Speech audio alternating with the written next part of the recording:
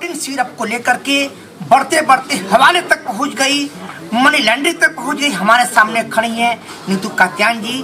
मैं इनसे जरूर जानना चाहूंगा किस प्रकार से इस पूरी घटनाक्रम में कैसे पहुंची और किस प्रकार पूरा खुलासा हुआ जी।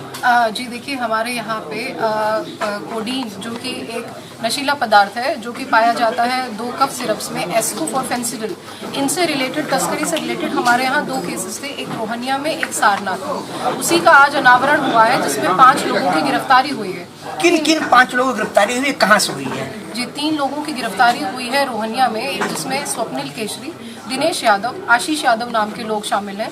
दूसरा सारनाथ से लोकेश अग्रवाल और विष्णु पांडे नाम के लोग शामिल हैं।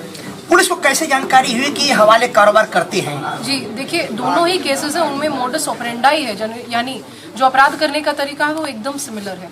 सिमिलर कैसे है कि फर्जी कंपनियां खुलवाई जाती हैं जिनको हम शेल कंपनी के नाम से जानते हैं। शेल कंपनी खुलवा के उनका जीएसटी नंबर लेके उनका ड्रग लाइसेंस लिया जाता है। फर्जी वो कंपनियां होती हैं, उनके पास कोई माल नहीं होता, कोई स्टॉक नहीं होता, कोई खरीद बेच नहीं है, परंतु कागज पे उनके बैंकिंग अकाउंट में करोड़ों की ट्रांजैक्शंस होती हैं और झूठे जीएसटी, इनवॉइसेस, बिल्स और ई-वे बिल्स बनाए जाते हैं। हमें ऐसी फर्जी 4 कंपनियां मिली, 3 रोहनिया में और एक सारनाथ में। जब उन फर्जी कंपनियों के लोगों तक हम पहुंचे तब हमें पता लगा कि इन कंपनियों में बहुत मात्रा में कैश जमा किया जाता है। उस कैश का ट्रेल हमें बैकवर्ड लिंकेज से हवाला के थ्रू मिला। कितनी कंपनियों को चिन्हित किया जो फर्जी हैं? जी देखिए, हमारी फर्स्ट लेयर में 3 कंपनियां रोहनिया में और 1 कंपनी सारनाथ से चिन्हित हुई। जब उनके फाइनेंशियल ट्रांजैक्शन का हमने अध्ययन किया तो रोहनिया में करीबन 20 से 30 कंपनियां और हमें मिली हैं जिनको कि आरटीजीएस का पैसा दिया जाता है 2nd और 3rd लेयर में।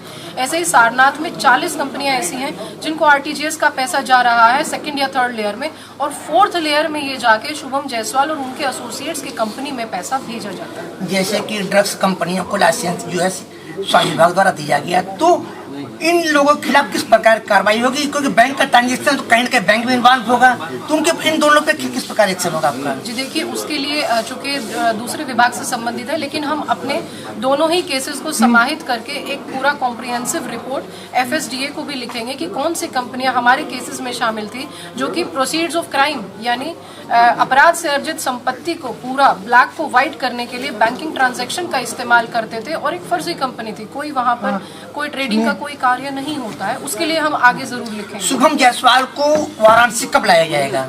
जी, वो उसके लिए कार्रवाई हमारी जारी है। आपको पता है कि 38 करोड़ की उनकी संपत्ति की 107 बीएनएसएस की कार्रवाई भी चल रही है, एलओसी की भी कार्रवाई हो चुकी है। अब जो रेड कॉर्नर नोटिस जो निकलता है वो तभी निकलेगा जब हम चार्जशीट अपने केस में या और भी जो उनके केसेस हैं उनमें लगेगा, तो उसके लिए हम कार्यरत हैं। इसी वजह से ये पूरा केस